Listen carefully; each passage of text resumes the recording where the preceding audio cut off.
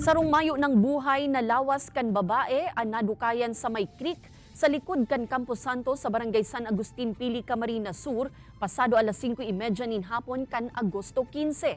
Sa report kan Pili MPS, haros kalansay na ang payo kaini. Naagnas naman ang iba pang parte kan lawas. Solamenteng pambaba na bado na sa naman ang sulot kaini. Basado sa pisikal na itsura, haros maduwang semana na ining mayo nin buhay asin nasa state of decomposition na antes nakua. Mayo man ni nahiling na lugad sa lawas kan babae, alagad nakatalaan pa ining isairaron sa autopsy. Nagpapadagos man ang investigasyon kan kapulisan, tanganing maaraman ang pagkakabisto kaini, siring man kung paano ini nakaabot sa lugar.